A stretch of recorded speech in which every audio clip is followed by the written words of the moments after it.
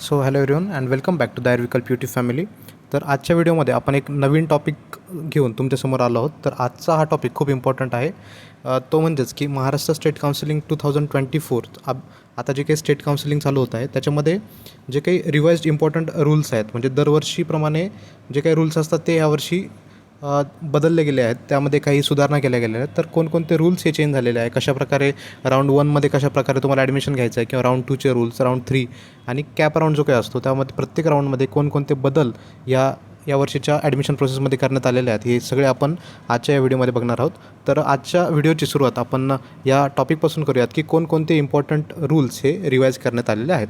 तर सर्वप्रथम व्हिडिओ चालू करण्याच्या अगोदर सर्वप्रथम मी तुम्हाला सांगू इच्छितो की आयुर्विकल्प हे ॲप्लिकेशन आपण आत्ता ऑफिशियली गुगल प्ले स्टोअरवर लॉन्च केलेलं आहे. तर कोणालाही काही मदत लागली असेल, IPGT कोचिंग असेल किंवा आयुष सेक्टरमधील वेगवेगळ्या एक्झाम्स असतील, त्यासाठी नक्कीच तुम्ही हे ॲप डाउनलोड करू शकता. त्याचप्रकारे तुमचे ज्युनियर्स आणि तुमच्या कलिग्सला देखील तुम्ही हे ॲप नक्कीच तुम्ही त्यांना कन्वे करू शकता. तर चला आजच्या व्हिडिओला आपण सुरुवात करूयात. तर सर्वप्रथम तुम्हाला ही गोष्ट लक्षात घ्यायची आहे की ह्या वर्षी जो काही महाराष्ट्र स्टेट काउन्सिलिंगचा राऊंड होणार आहे त्यामध्ये there will be preference form filling for round 1, round 2 and round 3 and online stay vacancy round separately. हे तुम्हाला लक्षात ठेवायचं आहे. आता दरवर्षी कसं असायचं की फॉर एक्झाम्पल आपण फक्त बघायचो की ऑल इंडियाचा जो काही AA-CCC काउन्सिलिंगचा राऊंड असायचा त्यामध्ये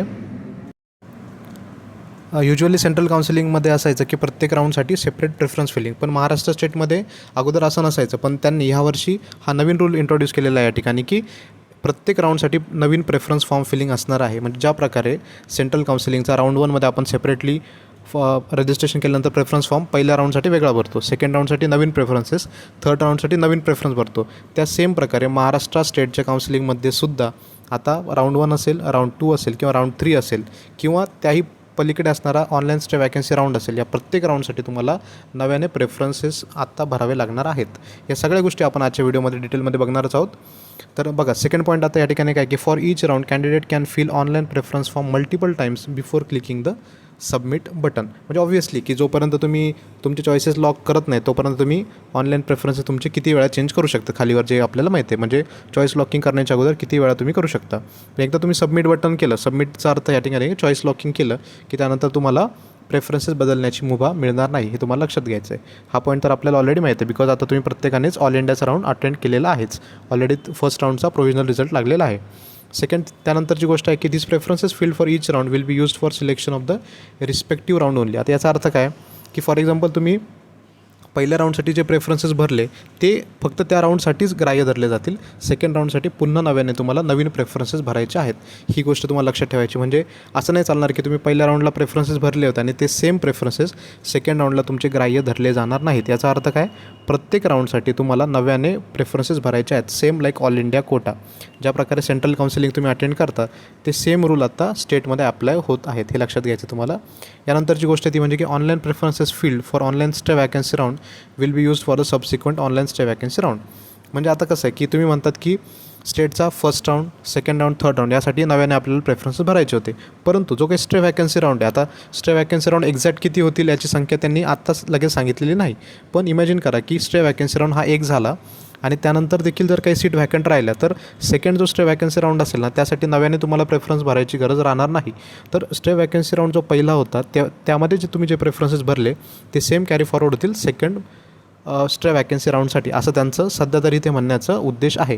इन फ्युचर जर त्यांनी काही रूल्स वगैरे चेंज केले स्टे वॅकन्सी संदर्भात तर ते आपल्यापर्यंत कळवण्यात येईलच, बट सध्या तरी त्याचा अर्थ असा होतो आहे. ठीक आहे. तर ह्या पेजवर आपण इम्पॉर्टंट पॉईंट्स काय काय बघितलं ते एकदा फास्टमध्ये रिवाईज करून घ्या. की पहिली गोष्ट म्हणजे काय की राऊंड 1, राऊंड 2, राऊंड 3 आणि स्टे वॅकन्सी राऊंड या प्रत्येकासाठी काय तुमचा प्रेफरन्सेस सेपरेटली आपल्याला फील करायचे. म्हणजे आत्ता अगोदरपर्यंत कसं होतं की मागच्या वर्षीपर्यंत की आपण राऊंड 1च्या सुरुवातीला प्रेफरन्स भरायचो, त्यानंतर till the end of the process ते सेम प्रेफरन्सेस ग्राह्य धरले जायचे, त्यामध्येच तुम्ही अपग्रेडेशन ऑटोमॅटिक होत चालायचे. यावर्षी तसं नाही आहे, तुम्हाला प्रत्येक वेगवेगळ्या राऊंडसाठी नव्याने प्रेफरन्सेस भरायचं आहे, नव्याने रजिस्ट्रेशन देखील तुम्ही करू शकता. या सगळ्या गोष्टी यावर्षी चेंज झालेल्या आहेत. ठीक आहे. सेकंड गोष्ट काय की तुम्ही ते जे प्रेफरन्सेस भरले ते प्रेफरन्सेस सबमिट करण्याच्या अगोदर किती वेळा तुम्ही एडिट करू शकता, ही तर ऑब्व्हियस गोष्ट आपल्याला माहिती आहे. त्यानंतर ज्या राऊंडमध्ये तुम्ही जे प्रेफरन्स भरले त्या पर्टिक्युलर राऊंडसाठी ते ग्राह्य धरले जातील, हे आत्तापर्यंत आपण बघितलं आहे. आता यापुढे आपण राऊंड 1ची कंडिशन्स बघूयात. महाराष्ट्र स्टेट काउन्सिलिंग राऊंड 1मध्ये डिफरंट सिच्युएशन्स आणि त्यानुसार आपल्याला काय काय करता येईल हे आपल्याला लक्षात ठेवायचं. आता पहिली गोष्ट काय राऊंड 1चं फॉर एक्झाम्पल तुम्ही आता रजिस्ट्रेशन केलं आहे, त्यानंतर तुम्हाला प्रेफरन्सेस भरण्याची मुभा मिळेल, राईट, फॅसिलिटी अवेलेबल होईल, त्यानंतर तुम्ही प्रेफरन्सेस भरले आणि ज्या प्रकारे ऑल इंडियाचा राऊंड डिक्लेअर झाला फर्स्ट राऊंड, त्याप्रकारे स्टेट काउन्सिलिंगचा पहिला राऊंड डिक्लेअर झाला, रिझल्ट लागला आणि रिझल्ट लागल्यानंतर फॉर एक्झाम्पल तुम्हाला XYZ सीट अलॉट झाली. ठीक आहे, तुम्हाला सीट अलॉट झाल्यानंतर काय करायचं आहे, तुम्हाला simply you have to join the allotted institute as per the reporting schedule. आता ह्या गोष्टी तुम्हाला माहिती आहे, यामध्ये आपण जास्त टाईम वेस्ट करत नाही आहोत. सीट अलॉट झाली तर काय करायचं आहे, त्या पर्टिक्युलर कॉलेजला जा, तिथं ॲडमिशन घ्या, ॲडमिशन फॉर्मॅलिटीज पूर्ण करा. ठीक आहे, simple. Second thing, seat allot झाली आहे, त्यानंतर तुम्हाला काय करायचं, you want to retain that seat allot झाली आणि तुम्हाला फॉर एखाद्याचं स्वप्न होतं की फॉर एक्झाम्पल एखाद्याला पोद्दार कॉलेजमधलं गायनेक पाहिजे, त्याला पोद्दारचं गायनेक मिळालं आणि he satisfied, he or she is satisfied, त्याला ती सीट आता लॉक करायची. मग तो काय करेल, seat allotted and want to retain that seat, तो काय करणार, तिथे जाणार, he or she will take the admission with the given time and he or she will fill the status retention form. तिथे जायचं आहे, ॲडमिशन घ्यायचं आणि स्टेटस रिटेन्शन फॉर्म भरायचं. स्टेटस रिटेन्शन फॉर्मचा अर्थ काय होतो की आम्ही ही जी सीट मिळाली त्यामध्ये आम्ही काय म्हणतात की खुश आहोत किंवा वी आर नॉट सॅटिस्फाईड, आम्हाला पुढच्या राऊंडमध्ये म्हणजे पुढची प्रोसेस आम्हाला पार्टिसिपेट करण्याची इच्छा नाही, आम्ही ऑलरेडी खुश आहोत की ही जी सीट मिळाली, त्याला म्हणतात स्टेटस रिटेन्शन फॉर्म. तो फॉर्म भरल्यानंतर तुम्ही ऑटोमॅटिकली पूर्ण प्रोसेसच्या बाहेर होऊन जातात. ठीक आहे, so this was the second condition. Third condition काय, पहिल्या राऊंडमध्ये तुम्हाला एखादी सीट मिळाली आणि तुम्हाला वाटतं की नाही ह्या सीटवर मला इथेच थांबायचं नाही आहे, मला अजून अपग्रेडेशनसाठी पुढे चान्सेस आहेत किंवा स्कोप मला आहेत का हे बघायचं आहे, तर तुम्ही काय करणार, सेम सिच्युएशन, तिथे जायचं आहे, तुम्हाला ॲडमिशन घ्यायचं आहे त्या पर्टिक्युलर कॉलेजला अँड फक्त तुम्हाला लक्षात ठेवायचं आहे तिथे ॲडमिशन घेतल्यानंतर तुम्हाला स्टेटस रिटेन्शन फॉर्म भरायचा नाही.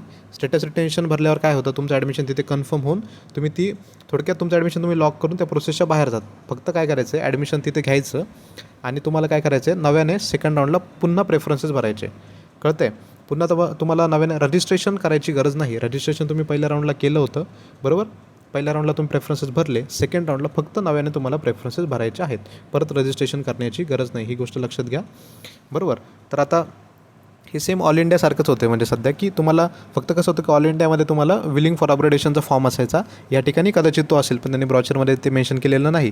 पण सिम्पल काय, त्या कॉलेजला जायचं आहे, ॲडमिशन घ्यायचं आहे आणि तुम्हाला सेकंड राऊंडचे नव्याने परत प्रेफरन्सेस फिल करायचे, म्हणजे ॲज सिम्पल ॲज दॅट अशी ती सिच्युएशन आहे. ठीक आहे, आता यानंतरची सिच्युएशन काय तुमच्यासमोर, इमॅजिन करा की तुम्हाला सीट अलॉट झालेली आहे आणि candidate do not wish to join the allotted institute. आता मागच्या वर्षीपर्यंत हा ड्रॉबॅक होता स्टेट काउन्सिलिंगचा, महाराष्ट्र स्टेट काउन्सिलिंगचा, की एखाद्या विद्यार्थ्याला फर्स्ट राऊंडमध्ये सीट मिळाली आणि जर त्याला ती नको असेल आणि जर त्याने पहिल्या राऊंडला मिळालेले सीट तिथे ॲडमिशन घेतलं नाही तर तो ऑटोमॅटिकली पूर्ण प्रोसेसच्या बाहेर होत होता, डिबार फ्रॉम द प्रोसेस व्हायचा. बट यावर्षी तसं नाही आहे, तुमच्याकडे फ्री एक्झिटचा ऑप्शन त्यांनी अवेलेबल करून दिलेला आहे.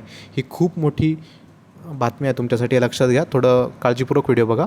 की फॉर एक्झाम्पल पहिल्या राऊंडमध्ये तुम्हाला एखादी सीट अलॉट झालेली आहे, पण आता तुम्हाला वाटतं की नाही मला ही सीट नको आहे, तर तुम्ही काय कराल, फ्री एक्झिट तुम्हाला आहे. म्हणजे जर तुम्ही ती सीट जॉईन केली नाही तर तुमच्याकडे फ्री एक्झिट तुमच्या हातामध्ये अवेलेबल आहे.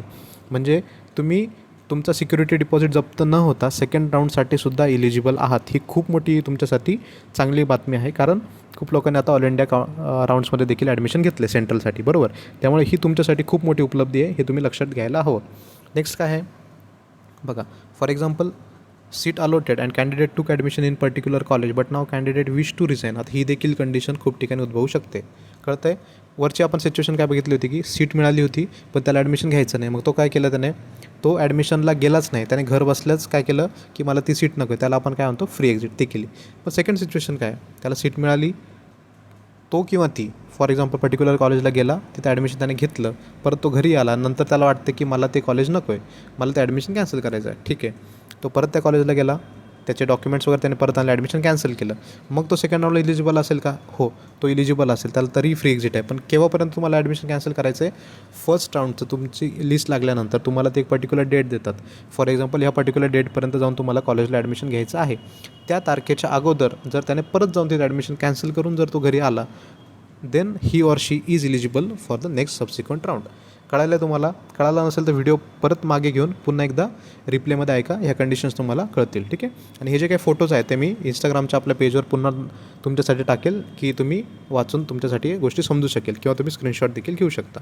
ठीक आहे, आता आपण एकदम डिटेलमध्ये बघूयात की फर्स्ट राऊंडची सिच्युएशन तुम्हाला कळाली, बट लोक घाबरतात कुठे की सर आता फर्स्ट राऊंडचं तुम्ही आम्हाला सांगितलं, आता सेकंड राऊंडसाठी नेमकं कोण कोण इलिजिबल असणार आहेत ह्या गोष्टी अगर जर तुम्हाला बघायच्या असेल, एक मिनटं. आता ही खूप इम्पॉर्टंट गोष्ट आहे की who is eligible for the second round Maharashtra MH म्हणजे काय महाराष्ट्र स्टेट काउन्सिलिंगचा सेकंड राऊंडसाठी कोण इलिजिबल असेल ही खूप इम्पॉर्टंट गोष्ट आहे एकदम लक्षपूर्वक ऐकायची ठीक आहे. पहिली गोष्ट आता लिस्ट मी बघणार आहे की कोण कोण इलिजिबल आहेत सेकंड राऊंडसाठी. पहिली गोष्ट काय if you have done the registration for the state counselling but didn't fill the preferences for round 1. म्हणजे खूप वेळा कसं होऊ शकतं की सेकंड राऊंडसाठी कोण इलिजिबल आहे की ज्याने पहिल्या राऊंडच्या वेळेस रजिस्ट्रेशन केलं म्हणजे फॉर एक्झाम्पल आत्ता जे काही रजिस्ट्रेशन स्टार्ट झालेलं आहे तुम्ही आता रजिस्ट्रेशन स्टार्ट केलं पण एखाद्याने पहिल्या राऊंडसाठी प्रेफरन्सेस भरलेच नाही तर तो सेकंडला इलिजिबल असेल का. Yes you are eligible for the second round. जर तुम्ही पहिल्या राऊंडला प्रेफरन्सेस भरले नाहीत तरी देखील तुम्ही सेकंड राऊंड खेळू शकता तुमचा सिक्युरिटी डिपॉझिट जप्त न होता देखील ठीक आहे. ही गोष्ट लक्षात ठेवायची.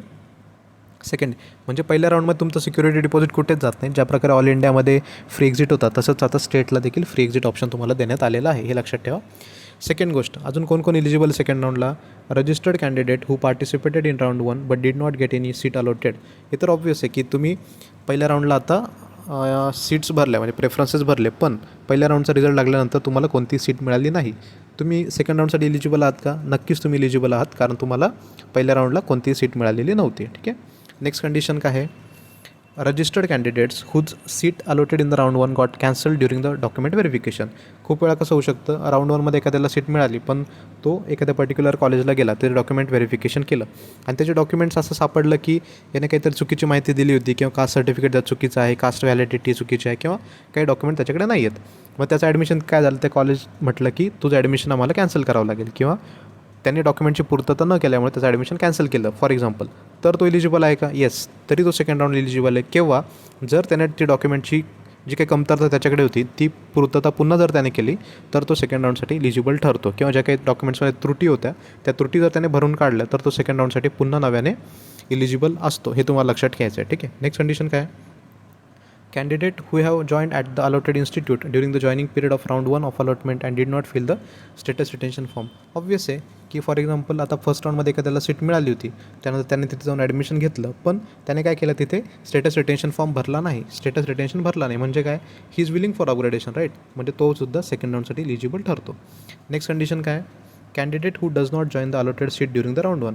याला आपण काय म्हटलं आहे फ्री एक्झिटची कंडिशन जशी ऑल इंडिया सेंट्रल काउन्सिलिंगमध्ये होती की पहिल्या राऊंडला सीट मिळाली पण तुम्ही तिथे जॉईनच झाला नाहीत तर तुम्ही इलिजिबल आहात का. Yes you are eligible for the second round ठीक आहे. थर्ड कंडिशन लास्ट कंडिशन या ठिकाणी काय बघा खूप इम्पॉर्टंट आहे candidate who has join and resign up to the prescribed last date of the joining of the round 1. ही खूप इम्पॉर्टंट गोष्ट आहे. खूप लोकांना कन्फ्युजन असतं की सर पहिल्या राऊंडला आम्हाला XYZ सीट मिळाली होती आम्ही तिथे जाऊन ॲडमिशन घेतलं आहे नंतर आम्ही ते ॲडमिशन कॅन्सल केलं तर आम्ही ते सेकंड राऊंडसाठी इलिजिबल असतो का. Yes you are eligible for second round but तुम्हाला ते ॲडमिशन केव्हापर्यंत कॅन्सल करायचं आहे पहिल्या राऊंडमध्ये मिळालेली जी सीट आहे त्याची ते तुम्हाला एक पर्टिक्युलर डेट देता या डेटपर्यंत तुम्हाला ॲडमिशन घ्यायचं आहे. त्या डेटच्या अगोदर जर तुम्ही जाऊन पुन्हा ॲडमिशन कॅन्सल करून आलात तर तुम्ही सेकंड राऊंडसाठी इलिजिबल असतात. तुम्हाला नव्याने पुन्हा रजिस्ट्रेशन करण्याची गरज नाही. तुम्हाला फक्त सेकंड राऊंडमध्ये नव्याने प्रेफरन्सेस भरावे लागतील. ही गोष्ट तुम्हाला लक्षात घ्यायची आहे ठीक आहे. तर आत्तापर्यंत आपण पहिल्या राऊंडचे रूल्स बघितले त्यानंतर सेकंड राऊंडमध्ये कोण इलिजिबल होतं हे देखील बघितलं आणि ही खूप इम्पॉर्टंट गोष्ट आहे आता की सेकंड राऊंडमध्ये कोण इलिजिबल नाही ही देखील खूप इम्पॉर्टंट गोष्ट आहे. Who is not eligible for the Maharashtra state counselling second round. खूप इम्पॉर्टंट गोष्ट आहे लक्ष देऊ नका. Candidate who have join the round 1 allotted seat and fill the status retention form. Obviously ज्याने स्टेटस रिटेन्शन फॉर्म भरला असेल तो पुढच्या राऊंडसाठी इलिजिबल नाहीच आहे बिकॉज स्टेटस रिटेन्शनचा अर्थच काय होता की मला जी काही सीट मिळाली मी त्याच्यामध्ये खुश आहे आणि मला पुढील प्रोसेसमध्ये पार्टिसिपेट राहण्याची कोणत्याही प्रकारची इच्छा नाही असा स्टेटस रिटेन्शनचा अर्थ होतो. त्यामुळे तो भरला असेल तर obviously he or she satisfied with the first round seat त्याला सबसिक्वेंट राऊंडमध्ये पार्टिसिपेट होण्याची इच्छा नव्हतीच ठीक आहे खतम. Next candidate who have not filled the fresh preferences for the round 2. Obviously पहिल्या राऊंडमध्ये त्याला XYZ सीट मिळाली पण त्याने सेकंडला जर नव्याने प्रेफरन्सेस भरलेच नाही तर तो सेकंडला इलिजिबल नसेलच बरोबर ना. प्रेफरन्सेस नाही भरले तर पहिल्या राऊंडचे प्रेफरन्सेस सेकंडला कन्सिडर होणार नाही ते लक्षात ठेवा. ऑल इंडिया राऊंडप्रमाणे प्रत्येक राऊंडला नव्याने प्रेफरन्सेस भरायचे आहेत. त्यामुळे पहिल्या राऊंडचे प्रेफरन्स सेकंडला ग्राह्य धरले जातील की नाही तर ऑब्व्हियसली प्रेफरन्सेस ग्राह्य धरले जाणार नाहीत लक्षात ठेवा ठीक आहे. सेकंड राऊंडचे प्रेफरन्स नव्यानेच भरावं लागतील. जर तुम्ही ते भरले नाहीत तर तुमचं नाव सेकंड राऊंडमध्ये ग्राह्य धरले जाणार नाही ही गोष्ट लक्षात ठेवा. तर हू इज नॉट इलिजिबल या दोन गोष्टी आपण आत्तापर्यंत बघितल्या. यानंतरची गोष्ट आहे ती म्हणजे थर्ड राऊंड. हा देखील खूप इम्पॉर्टंट आहे की थर्ड राऊंडमध्ये कोण इलिजिबल आहे. आपण बघितलं फर्स्ट राऊंडचे कंडिशन, सेकंडला कोण इलिजिबल आहे बघितलं, सेकंडला कोण इलिजिबल नाही हे बघितलं. आता थर्ड राऊंडसाठी कोण इलिजिबल आहेत. सिम्पल गोष्ट आहे. फर्स्ट देखो registered candidate who did not fill preferences, म्हणजे फॉर एक्झाम्पल तुम्ही आता जे काही रजिस्ट्रेशन स्टार्ट झालं आहे त्यामध्ये जर तुम्ही रजिस्टर केलं, परंतु राऊंड 1 आणि राऊंड 2मध्ये जर तुम्ही प्रेफरन्स भरलेच नाही आणि डायरेक्टली जर तुम्ही थर्डला इलिजिबल आहात का, yes you are eligible for the third round also. म्हणजे एखाद्याला वाटतं की आत्ता सेंट्रल काउन्सिलिंगचं राऊंड चालू आहे आणि त्यामध्येच तो खेळतो आहे आणि स्टेटमध्ये त्याने फक्त रजिस्टर केलं पण त्याने कोणत्याही प्रकारचे प्रेफरन्स भरले नाही, तर मग थर्ड राऊंडसाठी तो इलिजिबल असेल का. येस, तुम्ही जर रजिस्टर केलं असेल आणि तुम्ही पहिल्या आणि सेकंड राऊंडला जर प्रेफरन्स भरले नसेल तरी देखील तुम्ही थर्ड राऊंडसाठी इलिजिबल असतात, हे गोष्ट लक्षात ठेवा. त्यानंतरची गोष्ट आहे की registered candidate who participated in round 1 and round 2 but did not get any seat allotted. Obviously की ज्याने रजिस्टर केलं आहे त्याने फर्स्ट आणि सेकंडला प्रेफरन्स पण भरले होते पण त्याला सीटच मिळाली नाही, तर ऑब्व्हियसली तो इलिजिबल असणारच आहे. Next condition, candidate allotted and join the seat in round 1 or round 2 and not fill the status retention form. Obviously ही पण गोष्ट नक्कीच आहे की राऊंड 1मध्ये एखादी सीट मिळाली त्याने अपग्रेडेशन टाकलं, त्याला राऊंड 2ला पण एखादी सीट मिळाली पण त्याने आत्तापर्यंत रिटेन्शनच भरलेला नाही आहे. रिटेन्शन भरलेला नाही म्हणजे काय, he is willing for upgradation, तर तो ऑब्व्हियसली थर्डसाठी इलिजिबल असेल आणि त्याला फक्त थर्ड राऊंडमध्ये पुन्हा नव्याने काय करायचं आहे, प्रेफरन्सेस भरायचे आहेत, बरोबर. त्यानुसार त्याचं ॲडमिशन ठरेल. Next condition, candidate who have registered in round 3, म्हणजे एखादा कॅन्डिडेट आहे ज्याने आता रजिस्टर नाही केलं पण डिरेक्टली राऊंड 3ला जर तो रजिस्ट्रेशन करत असेल तरी देखील तो इलिजिबल आहे. हे तुम्हाला लक्षात घ्यायचं आहे की प्रत्येक राऊंडला देखील तुम्ही नव्याने रजिस्ट्रेशन करू शकता, हे ह्या लाईनचा त्याचा अर्थ होतो. ठीक आहे. तर थर्ड राऊंडसाठी कोण कोण इलिजिबल आहेत हे आपण आत्ता या स्लाईडमध्ये बघितलं आहे. यानंतर आपण बघणार आहोत की who is not eligible for the third round. ही खूप इम्पॉर्टंट कंडिशन आहे की थर्ड राऊंडसाठी कोण इलिजिबल नक्की नाही आहेत. ठीक आहे, नॉट इलिजिबल. तर बघा, candidate who have join the seat in round 1 and round 2 of the and fill status retention form. Obviously अगोदरच जर तुम्ही स्टेटस रिटेशन भरला असेल तर तुम्ही थर्डसाठी इलिजिबल नसतातच. नेक्स्ट कंडिशन आहे की candidate who have been allotted a seat in round 3 of the all India quota seats. म्हणजे याचा अर्थ बघा, ही खूप इम्पॉर्टंट आहे, वेगळी गोष्ट आहे. AA ट्रिपल सी म्हणजे सेंट्रल काउन्सिलिंगचा राऊंड 3 जो आहे त्याच्यामध्ये जर तुम्हाला एखादी सीट मिळाली असेल तर तुम्ही स्टेट काउन्सिलिंगच्या तिसऱ्या राऊंडमध्ये पार्टिसिपेट करू शकत नाही. खूप इम्पॉर्टंट गोष्ट आहे. AA ट्रिपल सीचे सेंट्रल काउन्सिलिंगचे रूल्स कसे आहेत याचा देखील आपण व्हिडिओ आपल्या प्लेलिस्टमध्ये तुम्ही जा, AA ट्रिपल सी काउन्सिलिंग 2024 या प्लेलिस्टमध्ये जाऊन तुम्ही ते व्हिडिओ बघू शकता.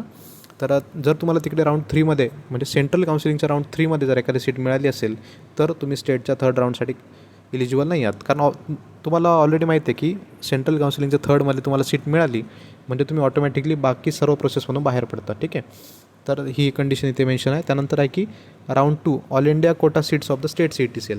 म्हणजे याच्यामध्ये कसं आहे की स्टेट काउन्सिलिंगमध्ये जर तुम्ही प्रायव्हेट कॉलेजेसच्या 15% ऑल इंडिया कोटा सीट जर तुम्ही अप्लाय केलं असेल आणि त्याच्यामध्ये जर तुम्हाला राऊंड 2मध्ये एखादी सीट मिळाली तर तुम्ही स्टेट काउन्सिलिंगच्या थर्ड राऊंडमधून बाहेर पडतं. हे देखील तुम्हाला लक्षात ठेवायचं, खूप इम्पॉर्टंट गोष्ट आहे ही तुम्हाला लक्षात ठेवायची. ठीक आहे, म्हणजे स्टेट काउन्सिलिंग 2 प्रकारचे असते तुम्हाला माहिती आहे. आता तुम्ही महाराष्ट्रामध्ये स्टेट काउन्सिलिंग करताय तर गव्हर्मेंट एडेड आणि प्रायव्हेट यासाठी एक असते आणि एक असते की प्रायव्हेटसाठी 15% ऑल इंडिया कोटा, म्हणजे बाकी स्टेटचे मुलं देखील या ठिकाणी अप्लाय करत असतात, बरोबर. तर बाकी स्टेटचे मुलं अप्लाय करतात पण तुम्ही देखील त्यासाठी अप्लाय करू शकता जर तुम्ही त्यासाठी अप्लाय केलं असेल 15% प्रायव्हेट कॉलेजच्या सीटसाठी. आणि जर तुम्हाला त्याच्या सेकंड राऊंडमध्ये एखादी सीट मिळाली असेल तर तुम्ही ऑटोमॅटिकली आपल्या स्टेट काउन्सिलिंगच्या थर्ड राऊंडमधून बाहेर होतात, मग तुम्ही थर्डसाठी इलिजिबल नसतात. ही थोडी किचकट गोष्ट आहे बट थोडं व्हिडिओ रिप्ले करून ऐका, तुम्हाला कळेल. ठीक आहे. यानंतर ही देखील खूप इम्पॉर्टंट गोष्ट आहे की if a candidate is allotted a seat during round 3 he or she will have to join the college or seat allotted during that round and will not be eligible for subsequent round of the state counseling process. म्हणजे same आता याचा same अर्थ होतो की all इंडियासारखाच आहे की third राऊंडमध्ये तुम्हाला एखादी सीट मिळाली तर तुम्हाला ती घ्यावीच लागेल आणि जर तुम्ही ती सीट घेतली तर तुम्ही ऑटोमॅटिकली सर्व राऊंड्समधून बाहेर पडतात. कारण थर्ड राऊंडनंतर काय असतो, स्टे वॅकन्सी राऊंडच असतो, म्हणजे जस्ट लाईक पर्सनल काउन्सिलिंगसारखाच असतो तो. त्यामुळे तुम्ही प्रोसेसच्या बाहेरच पडतात, तुम्ही इलिजिबल नसतात पुढे. लक्षात ठेवा, थर्ड राऊंड हा लास्ट राऊंड आहे, त्यामध्ये 3 कॅप राऊंड्स आहेत आणि पुढे स्टे वॅकन्सी राऊंड असतो. त्यामुळे थर्ड राऊंड जो आहे यामध्ये जर तुम्हाला सीट मिळाली तर तुम्ही पुढच्या राऊंडसाठी इलिजिबल नसतात, म्हणजे स्टे वॅकन्सीसाठी तुम्ही इलिजिबल नाही आहात. एखाद्याला स्टे वॅकन्सीसाठी इलिजिबल राहायचं असेल तर त्याने काय करायचं आहे, थर्ड राऊंडमध्ये सीट मिळाली असेल तर ती सीट त्याला सोडावी लागते आणि त्याचे पण खूप रूल्स अँड रेग्युलेशन्स आहेत. ती सीट सोडल्यानंतर तुझा सिक्युरिटी डिपॉझिट देखील जातो आणि नव्याने तुम्हाला रजिस्ट्रेशन करून परत प्रेफरन्सेस भरावं लागतं स्टे वॅकन्सीसाठी, पुन्हा नव्याने फीज भरावं लागते. ते सर्व किचकट रूल्स अँड रेग्युलेशन्स आहेत, ते आपण पुन्हा तुम्हाला त्यावेळेस नक्कीच सांगू. बट सध्याच्या कंडिशनला लक्षात ठेवा की थर्ड राऊंडमध्ये एखादी सीट मिळाली असेल तुम्हाला तर तुम्हाला ते कॉलेज जॉईन करावं लागतं आणि त्यानंतर तुम्ही पुढच्या राऊंडसाठी इलिजिबल नसतात. ही गोष्ट लक्षात ठेवायची. यानंतर आहे की online CAP stay vacancy round असतो, बरोबर. त्याच्यामध्ये no new registration will be done. यासाठी नव्याने रजिस्ट्रेशन करायची गरज नसते. थर्ड राऊंडपर्यंत ज्यांना सीट मिळाली नाही ते यासाठी इलिजिबल असतातच, खाली आपण बघूयात. आणि तेच रजिस्ट्रेशन पुढे ग्राह्य धरले जातं, ठीक आहे. Candidate will have to fill the fresh preferences. रजिस्ट्रेशनची गरज नाही आहे, पण तुम्हाला प्रेफरन्सेस तर नव्याने भरावे लागतील, ठीक आहे. तर यामध्ये बघा, who is eligible for the Maharashtra State Council stay vacancy round. Candidate who have registered and fill online preferences form but have not been seat allotted around 3. म्हणजे एखाद्याचा खूपच कमी रँक असतो, म्हणजे 3,000, 4,000, 5,000. जस्ट एक्झाम्पलसाठी सांगितलं, असं याचा अर्थ नाही की 3,000 असेल तर त्याला सीट मिळाली नाही, असं होणार नाही. एक्झाम्पलसाठी सांगतो आहे की एखाद्याचा जास्त रँक असेल, 5,000 रँक पकडा, 10,000 पकडा, आणि त्याला थर्ड राऊंडपर्यंत देखील सीट मिळाली नाही, तर तो इलिजिबल आहे का? हो. ज्याला थर्ड राऊंडपर्यंत सीट मिळालेली नाही तो स्टे वॅकन्सीसाठी इलिजिबल असतो. ही गोष्ट तुम्हाला लक्षात ठेवायची आहे, ठीक आहे. मग इलिजिबल असतो तर त्याला काय परत रजिस्ट्रेशन करायची गरज आहे का? नाही. त्याला फक्त नव्याने प्रेफरन्सेस भरावे लागतील. नंतरची गोष्ट की who is not eligible for the Maharashtra state counselling stray vacancy round. आता कोण इलिजिबल नाही आहे? तर obviously candidate who have join the seat in round 1, round 2 or round 3. पहिला, दुसरा किंवा तिसरा राऊंडमध्ये तुम्हाला सीट मिळाली, तुम्ही जॉईन केले. तुम्ही थर्ड राऊंडमध्ये ज्याला सीट मिळाली तो पुढच्या राऊंडसाठी इलिजिबल नसतो. त्याची प्रोसेस तिथे स्टॉप झाली आहे, लक्षात ठेवा. नेक्स्ट कंडिशन आहे candidate who have join the seat in round 1, round 2 और allotted a seat in round 3 of all India Kota of the seats of AA, CCC and round 2. ही गोष्ट आपण देखील मागेच एक्सप्लेन केली की सेंट्रल काउन्सिलिंगच्या राऊंड 3मध्ये जर तुम्हाला सीट मिळाली असेल तर तुम्ही सगळ्या स्टेट काउन्सिलिंगमधून बाहेर पडता. सेंट्रल काउन्सिलिंगच्या थर्ड राऊंडमध्ये जर तुम्हाला एखादी सीट अलॉट झाली असेल तर तुम्ही स्टेट काउन्सिलिंगमधून बाहेर पडतात, बरोबर. त्याचप्रकारे स्टेट काउन्सिलिंगच्या जे काही 15% 15% ऑल इंडिया कोटा सीटसाठी जे काही रजिस्ट्रेशन केलेलं असतं आपण प्रायव्हेटसाठी, त्याच्या जर सेकंड राऊंडमध्ये तुम्हाला सीट मिळाली तरी देखील तुम्ही स्टे वॅकन्सीमधून देखील बाहेर पडतात. हा खूप इम्पॉर्टंट रूल आहे, हे लक्षात ठेवा, ठीक आहे. आता सगळ्यात मोठी चिंता मुलांना असते ती म्हणजे सर सिक्युरिटी डिपॉझिट आमचा कोणत्या कंडिशनमध्ये जप्त होईल. सगळं लोकांचं लक्ष लागलं आहे सिक्युरिटी डिपॉझिटवर. सर सिक्युरिटी डिपॉझिट खूप महत्त्वाचं आहे. आमची परिस्थिती गरिबीची आहे, तर आम्ही भरलेले आमचे 20 आणि वरचे 3 23,000, किंवा ज्याने 50 + 3 भरले आमचे 53,000, किंवा ज्याने 2 केले 1,05,000. आमचे हे जे पैसे आहेत सर हे कधी मिळणार किंवा कोणत्या कंडिशनमध्ये जप्त होऊ शकतात, तर आम्ही कोणती काळजी घ्यायला हवी. तर बघा, कॅन्डिडेट हॅज बिन, कधी तुमचं जे सिक्युरिटी डिपॉझिट जप्त होऊ शकतो त्या कंडिशन या ठिकाणी मी सांगतो आहे. Candidate has been allotted a seat in round 2 and round 3 or subsequent round and does not report at the allotted college. म्हणजे फॉर एक्झाम्पल पहिल्या राऊंडला तुम्हाला फ्री एक्झिट होती, परंतु सेकंड राऊंडला देखील तुमचा नंबर एखाद्या कॉलेजला लागला आणि तुम्ही सेकंड राऊंडमध्ये त्या कॉलेजला जॉईन झाले नाही, तर तुम्ही भरलेला सिक्युरिटी डिपॉझिट जप्त केला जाईल. किंवा थर्ड राऊंडला देखील तुमचं ॲडमिशन झालं आणि तुम्ही तिथे जॉईन झाला नाहीत तरी देखील तुमचा सिक्युरिटी डिपॉझिट जप्त केला जाईल. हे तर मला लक्षात ठेवायचं आहे, ठीक आहे. सेकंड कंडिशन काय आहे की candidate has cancelled or resign up to the round 3 और सबसिक्वंट राऊंड आफ्टर जॉईनिंग. म्हणजे कसं आहे की तुम्ही राऊंड 3पर्यंत काय केलं, एखाद्या कॅन्डिडेटने ॲडमिशन कॅन्सलच केलं, बरोबर.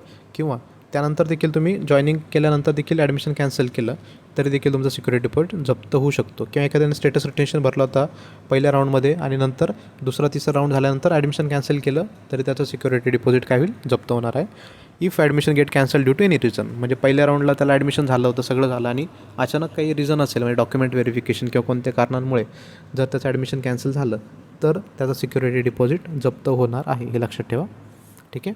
त्यानंतर आहे की ही जी कंडिशन आहे ब्रॉचरमधलीच आपण इथे मेन्शन केली की if the deposit of a candidate is forfeited at the end of round 2, okay, such a candidate if wishes to participate in round 3 and further round he will have to register again for round 3 by paying the application form fee of ₹3,000 and applicable bank charges and the necessary deposit. याचा अर्थ तुम्हाला कळाला आहे का? बघा, for example एखाद्या कॅन्डिडेटला second राऊंडमध्ये seat मिळाली होती. खूप इम्पॉर्टंट गोष्ट आहे, लक्ष देऊ नये का, खूप इम्पॉर्टंट गोष्ट आहे. सेकंड राऊंडमध्ये फॉर एक्झाम्पल एखाद्याला सीट मिळाली होती आणि त्याने ती सीट जॉईन केली नाही कारण फ्री एक्झिटचा ऑप्शन नव्हता, बरोबर. तर त्याचं काय होईल, त्या ठिकाणी सिक्युरिटी डिपॉझिट जप्त होणार. जो काही 20,000 असेल, 50,000 असेल, तो जप्त झाला. पण त्याला आता वाटतं की मला परत नव्याने थर्ड राऊंडसाठी रजिस्टर करायचं आहे, तर त्याने काय करायचं आहे, पुन्हा नव्याने रजिस्टर करून पुन्हा तो सिक्युरिटी डिपॉझिट भरायचा आणि मग तो पुढच्या राऊंडसाठी इलिजिबल असेल. हे देखील पॉसिबल आहे. म्हणजे खूप वेळा असं होऊ शकतं की फक्त पहिल्या राऊंडला तुम्हाला फ्री एक्झिट आहे, सेकंड राऊंडच्या पुढे तुम्हाला फ्री एक्झिट नाही. ही गोष्ट लक्षात घ्या, ठीक आहे. तर आत्तापर्यंत आपण खूप डिटेलमध्ये जे काही काउन्सिलिंग राऊंड आहे स्टेटचे त्याच्याबद्दल एक्सप्लेन केलं तुम्हाला.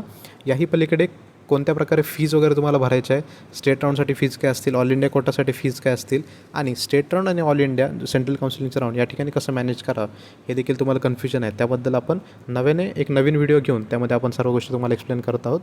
पण लक्षात घ्या, आत्तापर्यंत सगळे जे काही रूल्स अँड रेग्युलेशन मी सांगितले त्याचे फोटो देखील मी आपल्या इंस्टाग्राम पेजवर टाकत आहोत. ते डिस्क्रिप्शन बॉक्समध्ये तुम्हाला इंस्टाग्राम पेजची लिंक देखील मिळेल. आणि जर तुम्हाला काही डाऊट असतील आपल्या कमेंट बॉक्समध्ये तुम्ही तुमचे डाऊट्स टाका, त्याबद्दल आपण तुम्हाला एक्सप्लेनेशन देऊ आणि जेणेकरून बाकी स्टुडंटला देखील त्याची हेल्प होणार आहे.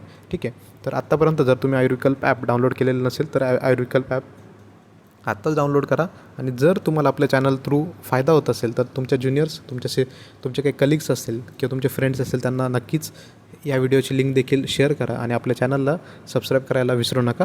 तर नेक्स्ट व्हिडिओमध्ये आपण पुन्हा नव्याने भेटूयात. तोपर्यंत चला, थँक्यू.